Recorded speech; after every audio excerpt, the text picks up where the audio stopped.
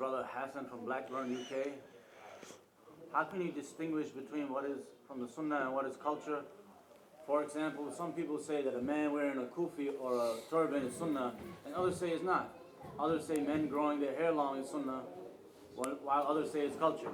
If they are not from the Sunnah, will a person be rewarded for trying to emulate the appearance of the Prophet ﷺ that is found in the authentic sources? Can you please explain this, Ustad? Jazakumullah khair. Tayyib. Questions from the UK, Blackburn, UK, with regards to how to distinguish what is and what isn't from the Sunnah.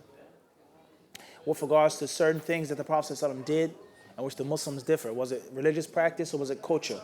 Growing long hair, wearing a turban, wearing a kufi, so on and so forth. The first part of the summarized answer is knowledge, ilm.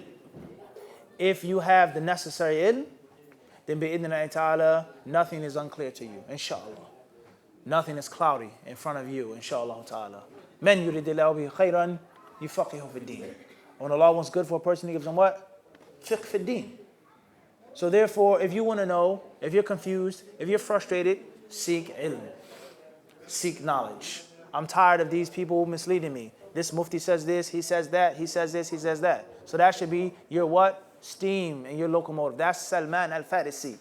He was tired of the fire in his father. So he went and he traveled. He saw the Jews, he saw the Christians. He was captured into slavery until he found Muhammad. So you have to seek ilm, seek knowledge if you want to know. And this is not towards the questioner, but this is general advice. Many people, they don't have the proper etiquettes. They want things that they don't deserve. You want something that you do not deserve. They want to know about certain issues and details and intricate khilafat and this and that, but they're unwilling to study. How dare you even ask a question like this, or question me, or question this one or that one? You didn't make witr the other night. Kada. Study, read. If you want to know, then do what? Read. And if you're unwilling to read, if you're unwilling to study, if you're unwilling to sacrifice a little bit of your dunya, then how dare you ask these type of questions? Everybody understand this? You have no right. Everybody understand this? This is applicable to any other concept of life. You want to win a championship, but you want to practice. You want a championship belt, but you don't want to run and box and train. But you say, you want to what? I want to win the belt. It's disrespectful to the art. And many people that have this concept.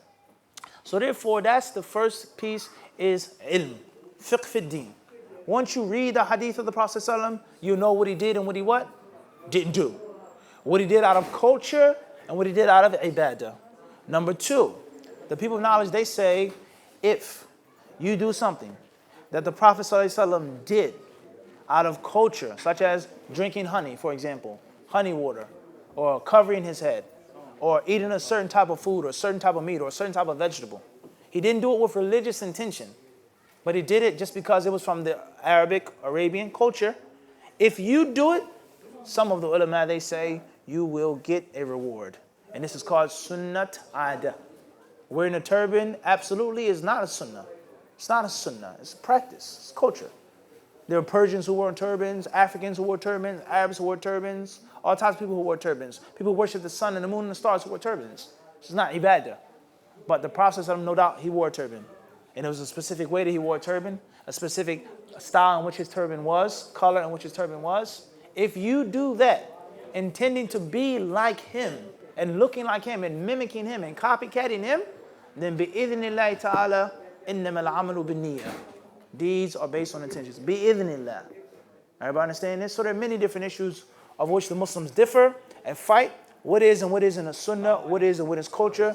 The sword that cuts and slices through all of these misconceptions and ambiguities is the sword of what? Saleh? Not just knowledge. Fiqh fi din. Fiqh of the deen. And that fiqh of the deen, as you said, Abu Bakr, the starting place is what?